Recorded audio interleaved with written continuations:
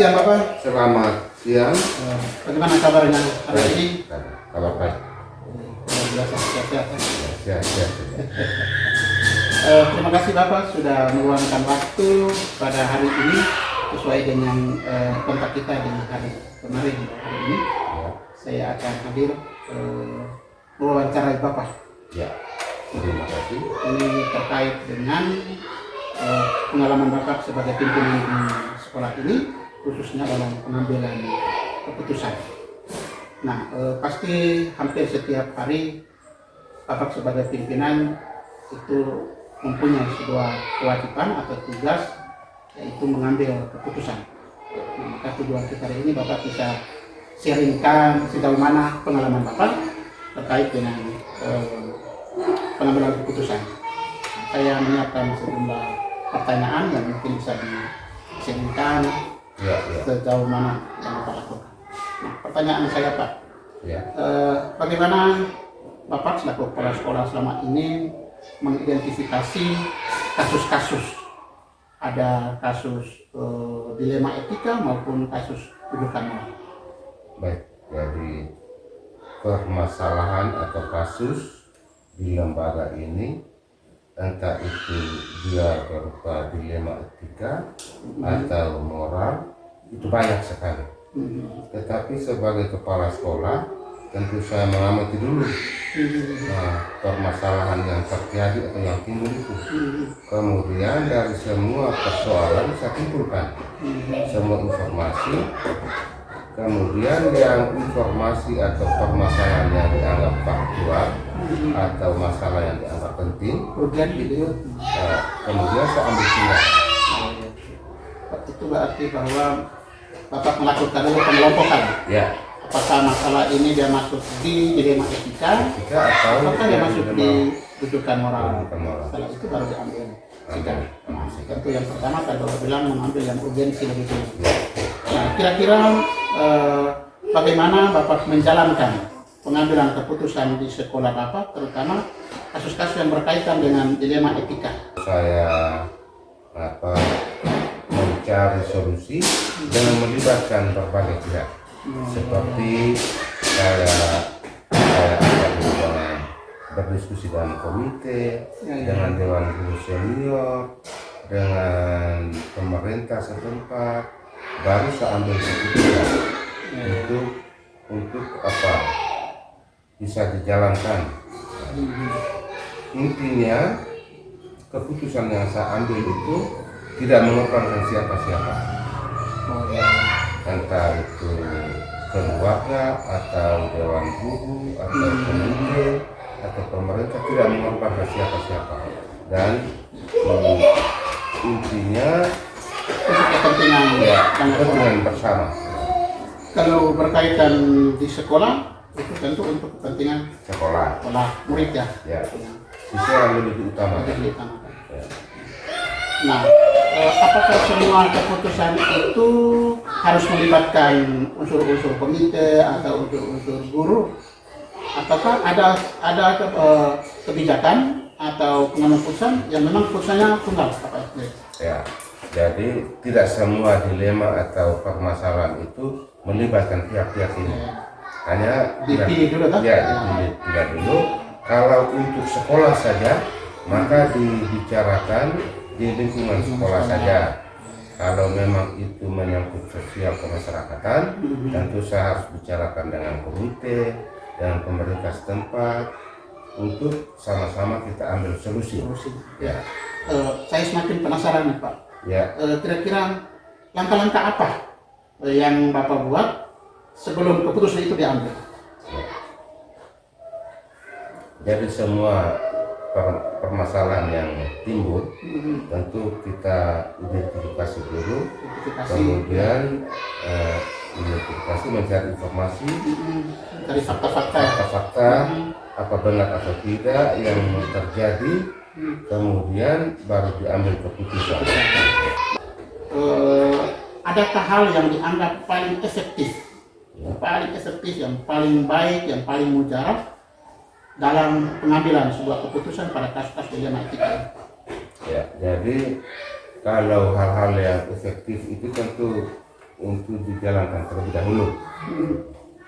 Tapi masalah-masalah yang timbul itu tidak semuanya dijalankan melalui musyawarah atau kesepakatan bersama. Ada yang terjadi spontanitas saja. Tapi yang paling efektif antara spontan dengan dibicarakan bersama, mana lebih efektif? Yang efektif itu yang dibicarakan bersama. Ya, sehingga kita bertanggung jawab terhadap hasil daripada kebijakan keputusan. Nah, sepanjang pengalaman dari tahapan-tahapan pengambilan keputusan, apakah Bapak pernah mengalami tantangan atau kesulitan? Ya, pasti ada. Ya. Kadang-kadang semua keputusan yang kita ambil itu ada yang tidak terima. Ya, ada yang menolak atau tidak menjalankan. Tetapi tidak apa-apa. Tetap menjadi keputusan bersama. Tetapi sebagai kepala sekolah itu harus berusaha untuk meyakinkan dewan guru atau meyakinkan komite atau pemerintah bahwa ini adalah keputusan terbaik yang mesti kita jalankan. Itu berarti apakah Bapak menyadari bahwa setiap keputusan itu punya konsekuensi, bahwa nanti akan ada orang yang terima, ada juga yang tidak terima. Bapak menyadari itu ya? Ya. Baiklah. Nah, apakah Bapak juga memiliki sebuah jadwal tertentu dalam menyelesaikan kasus? Tadi kan sudah diidentifikasi nih. Apakah Bapak punya daftar tanggal-tanggal kapan selesaikan ini? Apakah ada? Oh, tidak ada. Kalau jadwal tertentu bahwa bulan ini, tahun ini, atau minggu ini tidak ada. Tidak ada. Tergantung masalah yang timbul. Ya. Jadi yang Bapak lakukan adalah tergantung bisa hari ini, bisa besok, bisa lusa, tergantung dari urgensi masalah yang timbul. Masalah yang timbul itu. Kalau dia butuh mendesak, ya selesaikan. Mesti diselesaikan secepatnya. Sehingga tidak terkesan berlarut-larut, akhirnya timbul polemik atau masalah baru. Ya. Nah, saya sangat bangga dengan apa yang sudah Bapak lakukan. Apakah ada faktor-faktor pendukung yang mempermudah Bapak dalam pengambilan keputusan? Ya, jadi faktor-faktor pendukung itu banyak. Ya, berarti faktor lingkungan itu salah satunya. Salah satu. Itu akan mendukung. Ya. Sejauh pengalaman Bapak, apakah lingkungan di sekitar sekolah ini sangat mendukung Bapak? Ya, kalau untuk Molelema sangat mendukung. Apakah ada faktor-faktor yang mendukung? Adakah orang-orang tertentu yang membantu Bapak, mungkin memberikan saran ke Bapak dalam pengambilan keputusan? Ya, jadi itu banyak. Itu bisa bekerja sama dengan pemerintah. Kita sangat mendukung juga. Ya, mereka sangat antusias. Komite sekolah. Kemudian komite sekolah. Kalau dewan gurunya? Dewan guru-guru senior, wakil kepala sekolah itu menjadi tempat bertanya, tempat mengumpulkan informasi, dan seterusnya kita akan kaji informasi itu yang mana dijalankan lebih dahulu, yang merupakan kasus faktual itu kita mesti selesaikan terlebih dahulu untuk intinya supaya anak-anak diselamatkan. Ya. Nah, sejauh pengalaman belum ada kesulitan tantangan berat ya, karena memang ada faktor-faktor pendukung. Hal kerjasama dalam berbagai pihak itu menjadi salah satu faktor pendukung. Nah, baik Bapak, kita sudah mau sampai pada penghujung bincang-bincang kita ini. Kira-kira apa yang menjadi pembelajaran baik yang Bapak bisa bagikan kepada saya berkaitan dengan mengambil keputusan ini? Ya, jadi yang pertama itu sebagai pimpinan mesti kita terima semua persoalan yang timbul, entah itu menyenangkan ataupun tidak menyenangkan. Ya, tetapi mesti kita yakin dan percaya bahwa semua peristiwa atau kejadian atau pengalaman yang timbul itu adalah guru terbaik yang harus kita pelajari dan menjadi pengalaman untuk kita bisa menyelesaikan berbagai kesulitan persoalan ke depan. Terima kasih Pak. Mudah-mudahan ke depan baik-baik saja ya. Amin. Sampai ketemu lagi. Sampai bertemu di lain kesempatan.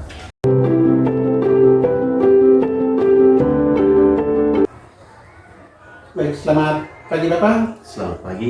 Senang kita bisa bertemu di hari ini. Apa kabar di hari ini? Baik-baik saja. Baik, luar biasa. Nah, pertama sekali tadi malam saya menghubungi Bapak, mungkin punya waktu kosong hari ini saya bisa mewawancarai Bapak berkaitan dengan pengalaman Bapak sebagai pimpinan di sekolah ini, khusus dalam pengambilan keputusan. Selama ini Bapak pasti berhadapan dengan permasalahan atau kasus. Kira-kira bagaimana Bapak dapat mengidentifikasi kasus-kasus itu? Ada dilema etika dan ada juga tuntutan moral. Baik, terima kasih. Ada beberapa kasus yang bisa berhubungan dengan hal-hal seperti yang disebutkan tadi. Lebih banyak di sekolah ini berkaitan dengan disiplin, pelanggaran tata tertib yang kadang juga dilakukan oleh guru. Contoh sederhana dalam dilema etika, misalkan guru banyak yang ibu guru, maka kadang juga mereka hadir di sekolah tidak tepat waktu. Ada beberapa alasan, mungkin karena anaknya sakit ataukah masih mau mengurus keluarganya, sehingga kadang-kadang mereka tidak tepat waktu. Dan di situ saya sebagai pimpinan pasti akan membuat pertimbangan, dan di situ dilema etika saya. Nah, bagaimana Bapak menjalankan pengambilan keputusan di sekolah, terutama kasus-kasus yang berkaitan dengan dua nilai kebajikan tapi saling bertentangan, atau soal dilema etika tadi? Baik, untuk kasus-kasus yang berkaitan dengan dilema etika tadi, untuk mengambil keputusan, maka dari kasus tadi dua-duanya benar tadi, maka biasanya keputusan diambil berdasarkan skala prioritas. Dan skala prioritas dan demi kebaikan banyak orang, demi kebaikan untuk semua. Jadi dari dilema tapi diambil supaya keputusannya itu tidak merugikan siapa-siapa. Diambil dengan keputusan yang baik, apa demi pertimbangan banyak orang, untuk kebaikan banyak orang, terutama juga demi pertimbangan kemanusiaan. Itu yang saya biasa lakukan. Sehingga walaupun menjadi kasus tapi tidak di dua-duanya harus dijalankan, salah satu pihak tidak dirugikan demi kebaikan. Saya biasa ambil. Ini menarik.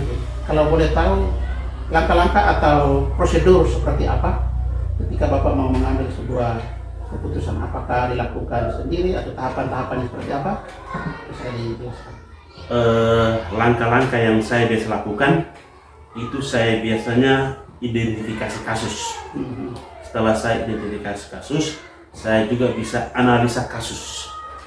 Setelah analisa kasus, lalu saya mestinya tidak secara pribadi tapi diskusi dengan teman-teman guru yang saya anggap bisa memberikan pikiran terbaik untuk saya. Selain teman-teman guru, termasuk juga orang yang bersangkutan yang bermasalah, untuk saling diskusi secara dekat bahwa kenapa kau buat ini. Itu juga bentuk diskusi. Setelah diskusi secara bersama-sama, entah bersama teman guru dan itu, lalu baru mengambil keputusan dan kebijakan. Dan intinya bahwa kebijakan khusus itu tidak bisa merugikan siapa, dan diharapkan bahwa ada perubahan. Dari semua langkah-langkah itu, menurut Bapak apa yang paling efektif dari semua itu?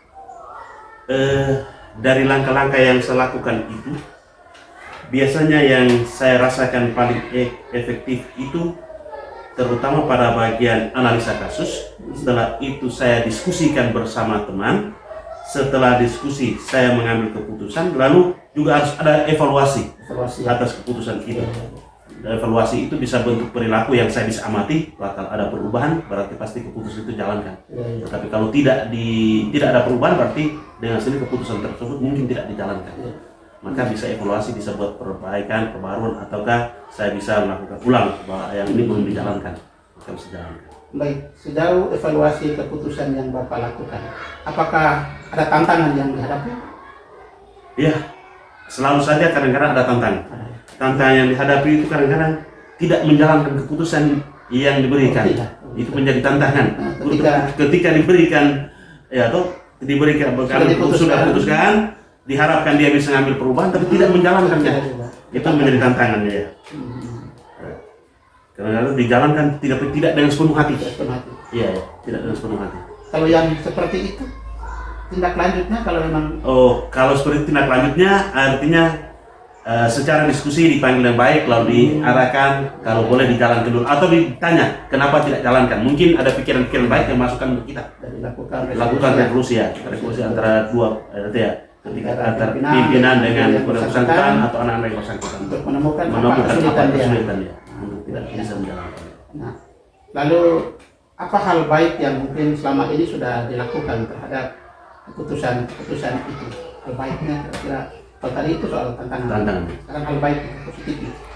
Baik, hal-hal baik yang positif itu bahwa keputusan diambil ada perubahan dari dalam diri guru tersebut. Ada perubahan. Ini berkaitan dengan tadi ya? Berkaitan ada perubahan-perubahan yang mereka bisa lakukan. Walaupun tidak 100%, tapi pelan-pelan, perlahan-lahan mereka akan melakukannya. Dan itu selama ini yang dilakukan, kadang-kadang dia perubahannya tidak bisa diharapkan 1 hari 2 hari, bisa saja berjalan sampai dengan butuh waktu. Waktu bisa 1 bulan baru ada perubahan. Itu selama ini sebagai pemimpin mengamati seperti itu. Baik, sebagai pimpinan pasti tidak hanya menghadapi satu kasus ya Bapak. Pasti ada banyak hal berkaitan dengan bagaimana pemimpin itu mengambil kebijakan. Dari semua kebijakan tadi Bapak akan keputusan dan kasus, Bapak pasti tadi sudah menyampaikan ada tahap identifikasi. Nah, bahwa ini ada sekian kasus. Apakah Bapak mempunyai jadwal? Tidak ada jadwal. Sudah ya? Nah, tapi ada catatan bahwa ini ada masalah. Ada catatan, ada masalah, tidak ada jadwal khusus. Tapi bagaimana atau kapan Bapak bisa menyelesaikan masalah ini? Untuk menyelesaikan masalah tersebut tidak ada jadwal tertentu, tetapi bahwa prosedur yang biasa jalankan ketika ada masalah maka harus identifikasi dulu. Saya mencatat dulu kasus-kasus itu, identifikasi kasus itu yang berhubungan itu. Setelah saya catat, lalu kasus hari ini tidak bisa selesai hari ini. Dalam arti saya catat hari ini dulu, setelah saya catat, saya analisa. Setelah analisa, saya diskusi juga dengan teman-teman guru yang lebih senior, yang dianggap bisa memberikan pikiran terbaik. Setelah itu baru memberikan arahan. Setelah saya identifikasi, pencatatan, lalu kasus itu, lalu analisa kasus, lalu saya diskusikan lagi. Setelah diskusi baru memberikan arahan kepada pelaku yang membuat kasus tadi. Setelah arahannya. Jadi itu dia juga tidak ada waktu, tapi punya prosedur yang dijalankan seperti itu. Ya, tidak ada jadwal atau ada waktu-waktu khusus, tidak ada. Bapak sudah bisa meletakkan ini harus diselesaikan lebih dulu. Itu pasti ada ya. Oke, baik. Adakah faktor-faktor yang mendukung sehingga keputusan-keputusan itu bisa diambil secara baik, tantangan-tantangan bisa diminimalisir? Apa faktor-faktor yang bisa mempermudah Bapak? Faktor-faktor yang mempermudah saya itu saya selalu biasanya meminta pendapat dari teman-teman guru yang ada di sekolah ini yang dianggap memberikan pikiran yang terbaik pada saya sebagai pimpinan untuk menyelesaikan kasus-kasus yang itu. Apakah faktor kita berada dalam satu budaya itu juga berpengaruh? Faktor budaya ada juga pengaruh. Kita satu rumpun budaya untuk menyelesaikannya ya mudah. Lebih banyak pemahami keluargaan akan jalan, kemanusiaannya bisa diambil itu. Bagus. Nah, dari semua pengalaman hal baik yang sudah Bapak lakukan, apa pembelajaran atau pelajaran yang bisa diambil hikmahnya dari sejumlah pengambilan keputusan yang sudah Bapak lakukan? Dari sekian pengambil keputusan yang dapat lakukan, dia punya hikmahnya bagi saya sebagai pimpinan bahwa keputusan yang saya ambil dan saya lakukan atau berikan kepada yang sering mengambil kasus itu hanya demi kebaikan dan perubahan dalam dirinya dan juga perubahan untuk banyak orang. Terima kasih Bapak, sudah banyak hal Bapak berbagi pada kesempatan ini. Saya mengucapkan terima kasih atas perbincangan kita pada pagi hari ini. Semoga bermanfaat bagi saya sebagai calon guru penggerak. Sekali lagi terima kasih dan terima kasih. Sampai bertemu lagi dan harapan menjadi guru penggerak yang sukses. Terima kasih.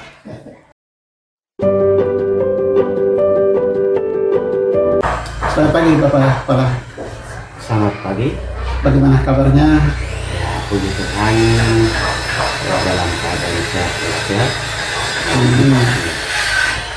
Terima kasih Bapak sudah meluangkan waktu hari ini untuk saya boleh melakukan wawancara bersama Bapak. kita langsung saja kepada poin tentang pertemuan kita hari ini. Jadi saya kemarin meminta Bapak untuk meluangkan waktu buat saya melakukan wawancara terkait pengalaman Bapak selaku pimpinan. Nah, tentu ada banyak tugas peran yang harus dilakukan. Namun kali ini saya lebih banyak fokus mewawancarai Bapak terkait bagaimana peran Bapak dalam mengambil kebijakan, dalam hal ini mengambil keputusan. Nah, sejauh pengalaman Bapak dalam perannya sebagai kepala sekolah, sebagai pengambil keputusan di sekolah Bapak, nah terutama untuk kasus-kasus di mana ada dua kepentingan yang sama-sama benar atau sama-sama mengandung nilai kebajikan. Bagaimana Bapak menjalankan pengambilan keputusan itu? Sehingga kasus-kasus itu contohnya seperti menentukan siswa, antara yang menjadi dilema menentukan siswa antara naik dengan ulang pada saat kita rapat bersama. Betul. Ya, pada saat kita rapat bersama itu kadangkala guru kelas dalam penentuan itu guru kelas dia mempertahankan bahwa anak ini harus tahan kelas. Lalu yang kedua bahwa secara aturan tidak memenuhi kriteria ketuntasan minimal. Tetapi menjadi dilema bagi saya bahwa anak itu kita jangan menilai dari segi pengetahuannya saja, tetapi kita harus melihat dari berbagai aspek, ya penampilannya, sikapnya. Nah, di situ sehingga timbul dilema bagi saya, sehingga langkah-langkah seperti tadi, yang pertama itu bahwa saya harus identifikasi contoh kasus seperti tadi satu itu, langkah kenaikan kelas. Lalu langkah yang diambil itu yang pertama bahwa saya melihat nilai urgennya itu apa, yang saling bertentangan. Karena di sisi lain saya mau bertanya, oh ini benar, ini juga salah, jadi itu menjadi dilema bagi saya. Lalu setelah itu saya menentukan siapa saja yang terlibat di dalam tentang anak ini yang tidak naik kelas atau ulang. Kemudian dari situ saya mendengar saat rapat, waktu kita rapat itu saya mendengarkan kira-kira fakta apa berkaitan dengan anak, fakta-faktanya apa saja. Anak ini sampai dipertahankan untuk ulang kelas. Kebijakan yang saya tempuh itu bahwa anak itu ketika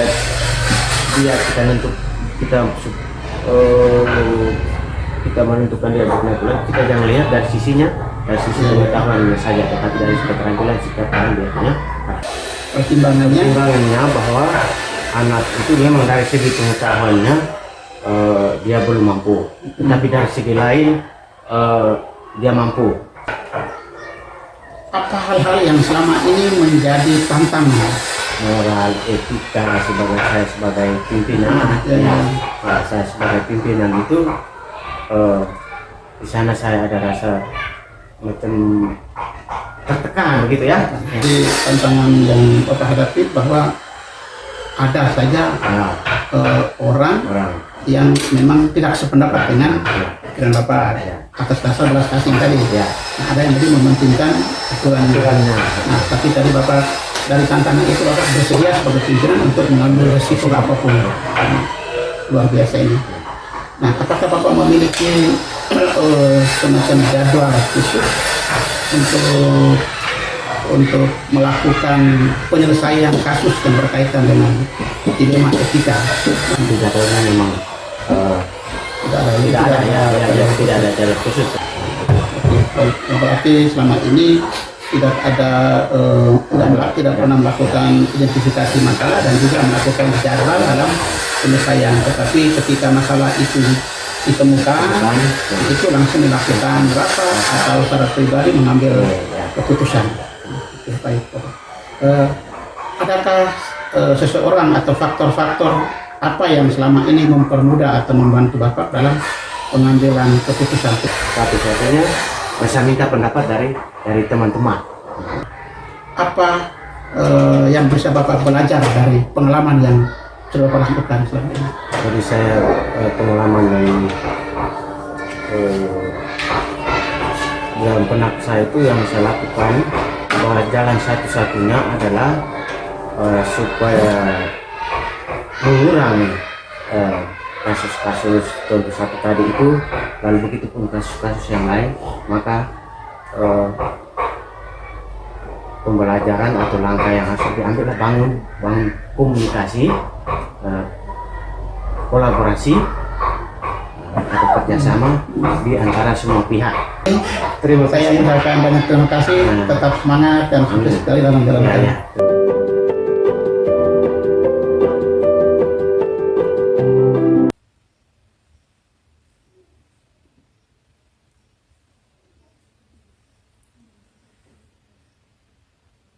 Bapak dan Ibu guru hebat yang saya banggakan.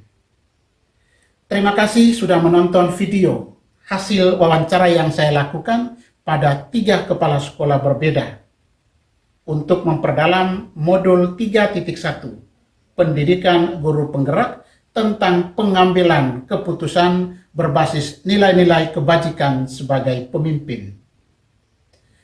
Berikut adalah analisis dari hasil refleksi wawancara saya. Ketiga kepala sekolah yang saya wawancarai umumnya memiliki pengalaman pengambilan keputusan yang tidak jauh berbeda. Ketiganya mengakui sering mengalami dilema etika sebagai pemimpin. Merujuk pada 9 langkah pengambilan keputusan, hasil wawancara menunjukkan bahwa langkah-langkah ini telah dilakukan. Kendati demikian, mereka mengakui juga bahwa tidak semua kasus diidentifikasi.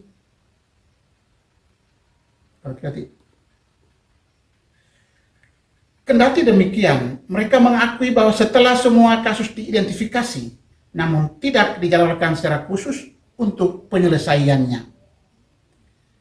Dalam hal pengujian benar atau salah, rujukan terbanyak yang mereka gunakan adalah uji intuisi.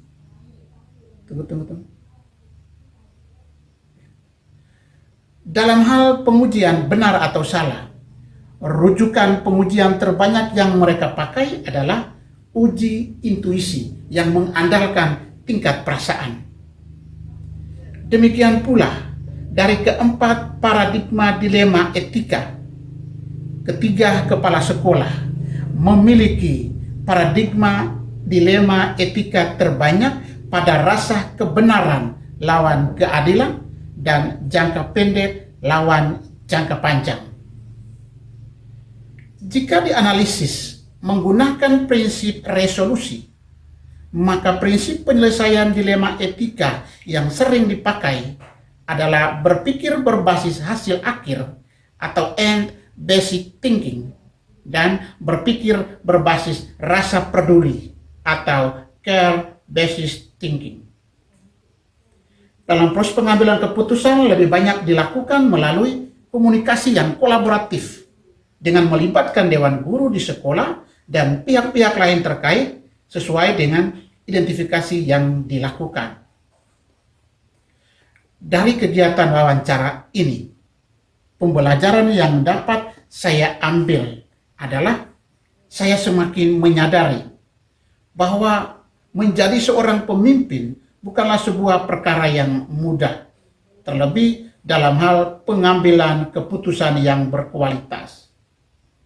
Karena setiap keputusan yang diambil memiliki risiko sebagai konsekuensi.